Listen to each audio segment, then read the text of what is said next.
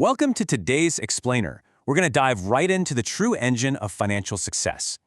We often think of wealth as this magical thing that just happens to us once we land a big job or hit some crazy income bracket. But the sources we're looking at today reveal a completely different reality.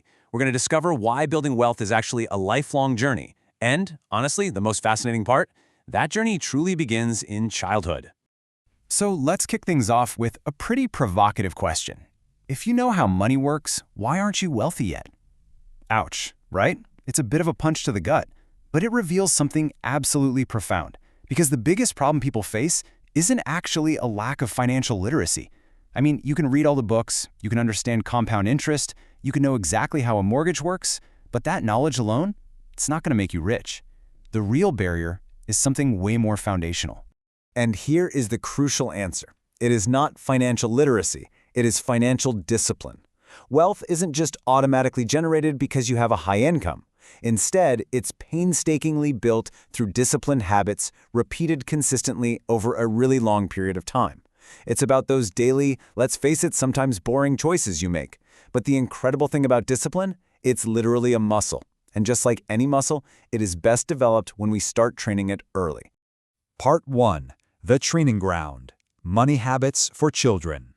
So it turns out that incredibly simple childhood activities act as the ultimate catalyst for financial success. Take raising rabbits and selling tomato seedlings, for example. I mean, rabbits multiply almost as fast as compound interest. But this isn't just about keeping kids busy or, giving them some pocket change. These early, seemingly basic entrepreneurial endeavors are actually highly sophisticated behavioral conditioning. Think about it. When a child nurtures a tiny little plant from a seed into something they can actually sell, they are experiencing the whole life cycle of value creation firsthand. There are some really profound lessons to be pulled from the tomato patch. We're talking responsibility, saving, customer service, patience, and reinvestment. When a young kid is tasked with just keeping those seedlings alive, they learn responsibility. When they have to sit around and wait weeks for the plant to grow, they learn patience. And hey, delaying instant gratification is a massive hurdle, even for adults. Then, when they interact with the neighbors to sell those seedlings, boom, they're learning customer service. So they aren't just learning how to earn a quick buck. They are literally installing the mental software of an entrepreneur. And that brilliantly illustrates the final and probably most crucial lesson here: reinvestment. This means using early earnings to fuel future growth and create entirely new opportunities. So imagine a kid who makes $5 selling those seedlings. Instead of immediately running off to buy candy, they're guided to take $2 and buy more seeds for the next season. That child is actually practicing the fundamental millionaire mindset right there. They're experiencing the real math of wealth building in real time, in a totally low-stakes environment. Moving on to Part 2, the adult seedling. The rule of saving first.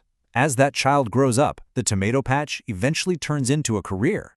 But here's the thing. The underlying mechanics of that discipline remain exactly the same. It fundamentally shifts how an adult handles their paycheck. The rule is incredibly simple. Successful people save first and spend what remains. This right here is the adult version of buying more seeds before buying the candy. The typical habit for most folks is to spend their paycheck on lifestyle, bills, going out, and then they cross their fingers and try to save the leftovers. But honestly, there are rarely any leftovers. The disciplined earner, even on a super modest salary, consistently saves a portion of their income first. They treat their savings as their absolute most important bill. And eventually, they use that seed money to start a business. Which brings us to Part 3, scaling up, employee versus business owner. Let's look at exactly how that saved capital transforms a worker into an owner. So, while saving is definitely essential, understanding how businesses build wealth differently than employees do is the real next step up the ladder. There's a massive structural advantage to being a business owner. Just look at the employee mindset. You earn your money, you pay taxes immediately on those earnings, and then you spend whatever's left. Now contrast that with the business owner mindset.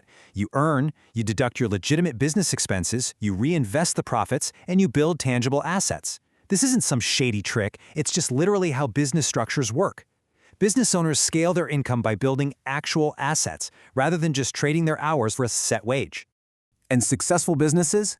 Well, they usually begin simply by solving problems. Our source details this great specific example, where an entrepreneur created a highly successful transport business just by identifying a market gap when ride-sharing services pulled out of an area. They didn't go and invent some crazy new technology. No, They just looked at a bus stop, saw a bunch of stranded commuters, and used their disciplined savings to buy a van and provide a solution. Simple as that. Now, of course, there are going to be setbacks. Not every tomato seedling survives, right? And not every business idea takes off. But a disciplined business owner views every single failed investment as a totally valuable lesson that improves their future judgment. Every setback is just data. It's a critical lesson to improve future decision-making and really sharpen that business judgment. Failure isn't a defeat, guys. It's just the cost of your entrepreneurial tuition. Part 4. The Legacy. Identity and the next generation. Ultimately, we have to ask ourselves, what is all this wealth actually for? Well, true wealth requires us to detach our personal identity from our possessions. Luxury items are tools, they are not status symbols. If you buy a luxury car just to show people you're wealthy, you're basically letting your ego drive your finances. But when you view items purely as tools or maybe as a personal reward, you make sound, disciplined financial decisions rather than just going out and buying status symbols to impress strangers on the street. So to build real generational wealth, we absolutely have to teach our children these exact principles. We need to be willing to set up their own little tomato patch so they can understand how money is actually earned through work, not just magically given to them. We have to model the necessity of discipline, show them how to manage their time effectively, and teach them to detach their identity from their wealth. Because let's be real, if they don't understand the work and discipline required, any money you just hand them is eventually going to be lost. All of this builds into the ultimate formula for success. It's a very clear 4-step process. Step 1. Discipline creates wealth. Step 2. Skills create opportunities. Step 3. Saving creates investment. And Step 4. Businesses build assets. That is the blueprint right there. Notice that winning the lottery or having a crazy high salary isn't anywhere on this list. It all flows sequentially from that very first step, discipline.